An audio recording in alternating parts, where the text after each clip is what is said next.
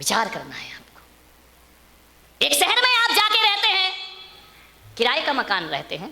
एक बात बताओ, 4 भाई यदि शहर में किराए के मकान में रहेंगे, 4 मकान लेंगे, किराया कितना लगेगा?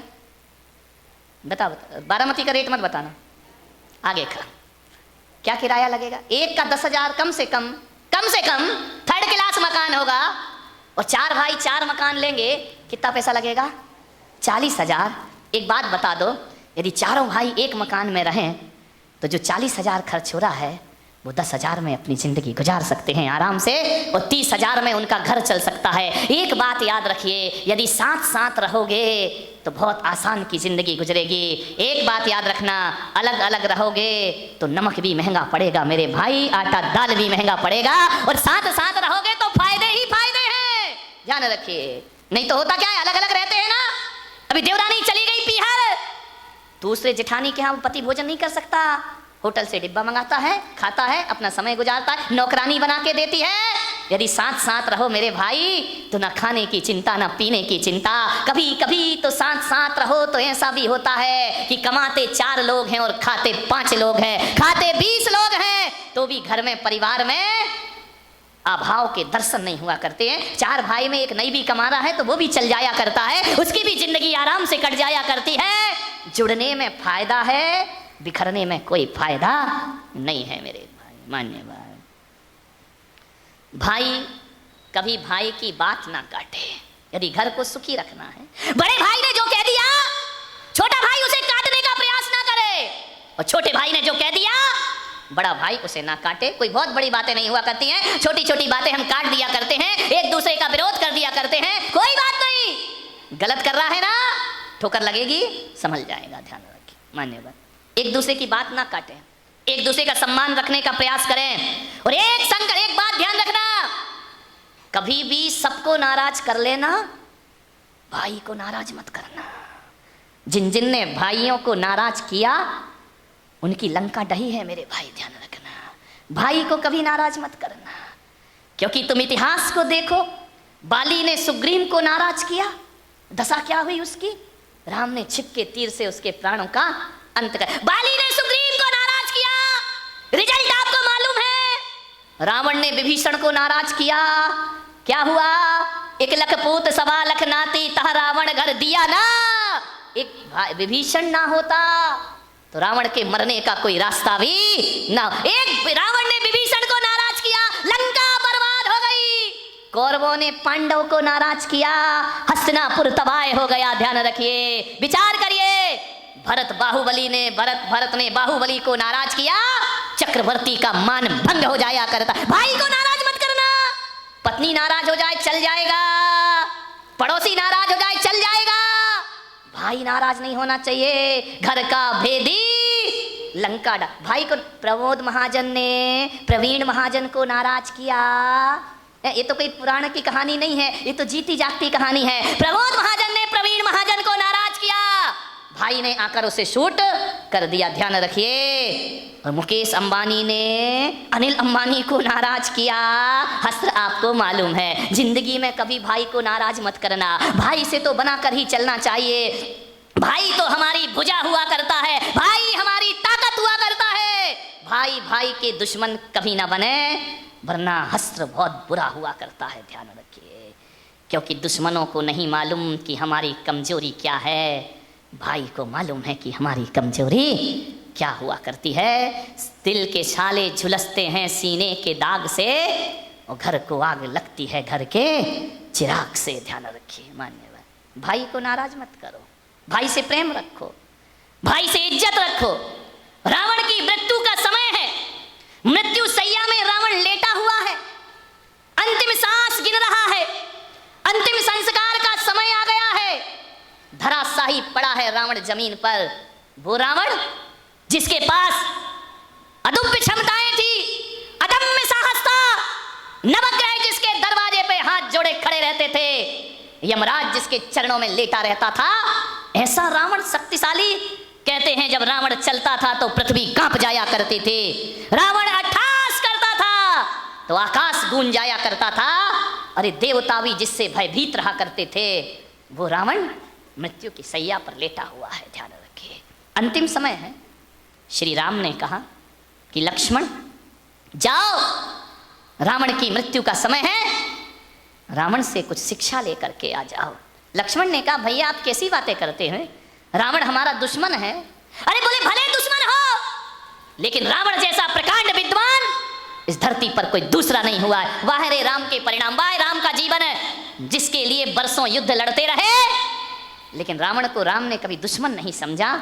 राम ने यदि रावण को मारा है तो उसकी बुराइयों को, उसकी अवगुणों को मारा है। राम ने कहा कि जाओ लक्ष्मण, ध्यान रखना रावण तभी तक दुश्मन था जब तक हथियार लिए युद्ध के मैदान में खड़ा था। आज मौत ने उससे हथियार छीन लिए हैं। अब दुश्मनी का व्यवहार नहीं, अब तो इंसानियत और मानवीयता का व्यवहार करना चाहिए। ऐसी साहस राम में ही हो सकती इस धरती पर। अभी कैसा दुश्मन, अब तो ये निढाल पड़ा है, जाओ उसकी विद्वता के कुछ अंश लेकर के आओ। जाओ लक्ष्मण, राजनीति की शिक्षा लेकर आओ रावण से। गया लक्ष्मण गए, रावण लेटा हुआ था। लक्ष्मण ने किया हे लंकेश, श्री राम ने मुझे भेजा है। रावण ने लक्ष्मण की तरफ देखा, 2 आंसू ढुलका दिए आंखों से। लक्ष्मण ने कहा कि रो रहे हो? बोले मैंने देख लिया कि दुनिया में कितना भी बटोर कर रख लो, जोड़ कर रख लो, चाहे कितने भी हीरे मोती, मगर ये याद रखना कफन में जेब नहीं होती। जब जाओगे तो एक चुटकी आटा भी साथ। किसके लिए मैं ये सब कर रहा था? बोलो लक्ष्मण, मेरे पास समय कम है, क्या पूछना है? बोले रावण लंकेश, मुझे इतना राज बता दो कि राम के पास एक धनुष था, तुम्हारे पास लाखों अस्त्र शस्त्र थे, तुम शक्तिशाली थे, तुम्हारे पास विद्याएं थी, तुम तो वो हो कि जिसने शीश काट काट कर महादेव को समर्पित कर दिए थे। ऐसा शक्तिशाली रावण, ऐसा साहसी रावण आज मृत्यु सैया में अकेला क्यों पड़ा है? तुम्हारे पास तो कितनी बड़ी सेना थी, हमारे पास तो भालू बंदर और था क्या हमारे पास? क्या बात है लंकेश कि राम जीत गए और तुम हार गए। रावण ने आंसू की धारा बहाते हुए कहा कि लक्ष्मण, ये मत सोचो कि राम में ज्यादा ताकत है इसलिए वो जीत गए, या रावण कमजोर था इसलिए हार गए। दुनिया में किसी की ताकत नहीं, ब्रह्मा विष्णु महेश भी मेरे से घबराया करते हैं, लेकिन आज मेरी पराजय हुई है और आज राम विजेता हुए हैं। इसका कारण तुम पूछना चाहते हो? इसका इतना ही कारण है लक्ष्मण, राम इसलिए जीते और मैं रावण इसलिए हारा कि राम के पास विभीषण जैसा भाई नहीं था और मेरे पास लक्ष्मण जैसा भाई नहीं था। यही वजह है कि मैं पराजित हो गया और राम मुझसे, मेरे पास विभीषण जैसा भाई था और राम के पास लक्ष्मण जैसा भाई था। और एक बात ध्यान रखो लक्ष्मण, कि जिसके साथ लक्ष्मण होगा, जिस भाई के साथ लक्ष्मण जैसा भाई होगा, रावण तो क्या तीनों लोक भी उसे पराजित नहीं कर सकते हैं, वो विश्व विजेता हो जाए। मेरी हार का कारण मेरा भाई है और राम की जीत का कारण उनका भाई है। काश मेरे पास तुम्हारे जैसा भाई होता ना, तो रावण को 10 अवतार, राम को 10 अवतार लेना पड़ते तो भी मेरा वध नहीं कर पाते। ये भाई की ताकत है लक्ष्मण, तुम्हारे जैसे भाई दुनिया में सबको प्राप्त नहीं हुआ करते हैं। ध्यान में मान्यवर, भाइयों में प्रेम हो। जब राम को वनवास हुआ तो लक्ष्मण दौड़े दौड़े मां सुमित्रा के पास गए, बोले मां देख नहीं रही है अयोध्या में क्या हो रहा है? 14 वर्ष का वनवास श्री राम को मिला है। सुमित्रा की आंखों में आंसू आ गए, कौशल्या रो रही है, सुमित्रा रो रही है। लक्ष्मण गए, बोले मां आज अपने बेटे को एक वरदान दे दे। सुमित्रा ने कहा कि वरदान मत मांग, इन वरदानों के कारण आज हमें ये दिन देखना पड़ रहे हैं। काश तेरे पिता ने वरदान नहीं दिए होते तो राम आज अयोध्या के राजा बन गए होते। वरदान मत मांग लक्ष्मण। उसने कहा मां छत्राणी होके वरदान से डरती हो। सुमित्रा ने कहा कि देख आज ये समय अनुकूल नहीं है। बोले मैं तेरा पुत्र हूं मां, क्या एक वरदान मुझे नहीं देगी? सुमित्रा ने कहा आज वरदान मत मांग, आज पूरी अयोध्या रो रही है, आंसू बहा रही है और इससे बुरा दिन अयोध्या में कभी नहीं आ सकता है कि राम को वनवास। लक्ष्मण ने कहा मां यदि आज नहीं दिया तो इससे बुरा दिन भी दुनिया में कभी नहीं आ सकता है। सुमित्रा ने कहा क्या वरदान मांगता है? बोले वचन दे कि तू मुझे वरदान देगी। सुमित्रा ने कहा दिए वरदान, मांगो पुत्र, क्या मांगते हो? आज अयोध्या की ये रानी अपने बेटे को वरदान देती है। तो लक्ष्मण ने माँ के चरण छुए और माँ का हाथ अपने सिर पर रखवाया और कहा कि माँ एक ही वरदान दे दे कि पिता के वचनों के लिए बड़ा भाई जंगल जा रहा है, तो माँ के वचनों के लिए लक्ष्मण भी उनके साथ जाने को तैयार है। माँ मुझे वचन दे, मैं भैया राम के बिना जीवित नहीं रह सकता हूँ। पिता तो मुझे जाने की आज्ञा ना देंगे, लेकिन तू मुझे वचन दे कि मैं राम के साथ वनवास जाऊं 14 वर्ष, वरना माँ यहाँ प्राण विहीन जीवन जीकर मैं क्या करूंगा।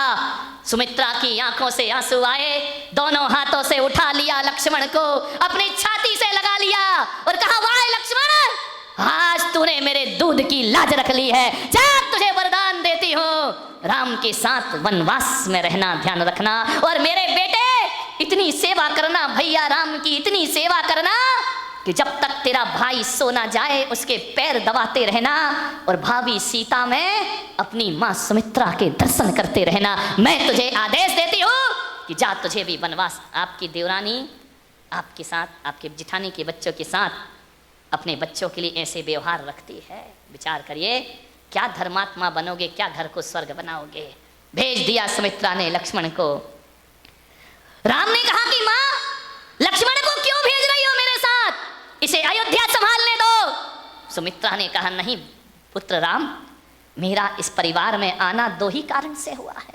मेरी 2 संतान हैं, एक लक्ष्मण है, एक शत्रुघ्न है, और मैंने बचपन से इन्हें यही सिखाया है कि लक्ष्मण तू अपने भैया राम का चाकर बन के रहना, और शत्रुघ्न तू भरत का सेवक बन के अपनी जिंदगी गुजार दे। क्या संस्कार दिए जाते थे माताओं के द्वारा, क्या संस्कार थे हमारे परिवारों के, इतिहास उठा करके देखिए।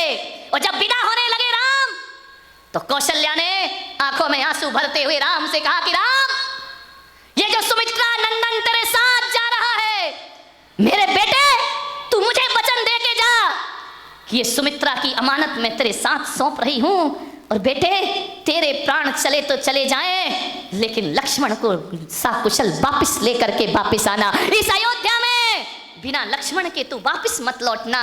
क्या भावनाएं थी इन माताओं की कि लक्ष्मण लक्ष्मण नहीं, मेरी बहन सुमित्रा का अमानत है, जिसे साकुशल तुझे वापस लौटाना है। सीता से कहा कि पुत्र वधू लक्ष्मण का ख्याल ऐसे रखना जैसे मैं अपना राम का ख्याल रखती हूँ। क्या भावनाएं रही इन लोगों की, क्या भावनाएं आज हमारे परिवार की। हम रामायण पढ़ते हैं लेकिन रावण जैसा जीवन जिया करते हैं। ध्यान रखिए मान्यवर, इतिहास में 2 युद्ध बहुत फेमस हुए हैं। 2 युद्धों की चर्चा है इतिहास में, एक तो महाभारत की चर्चा है और एक रामायण की चर्चा है। 2 ही चर्चा इस देश को है। भारत की पहचान ये 2 बातें ही हैं, एक तो महाभारत भारत की पहचान है और एक रामायण भारत की पहचान है। लेकिन मेरा आपसे निवेदन है, महाभारत तो एक कलंक है इस धरती के लिए, महाभारत एक कलंकित कहानी है इस धरती के लिए। महाभारत कोई भारत की शान नहीं हो सकती है, महाभारत तो अभिशाप है इस धरती के लिए। लेकिन रामायण वरदान है इस धरती के लिए। ध्यान रखिए, रामायण जैसा कोई ग्रंथ नहीं हुआ करता है। मैंने रामायण पढ़ी है, जैन रामायण पढ़ी है, वाल्मीकि रामायण पढ़ी है, तुलसी रामायण पढ़ी है, दक्षिण की रामायण पढ़ी है। रामायण जैसा कोई ग्रंथ नहीं।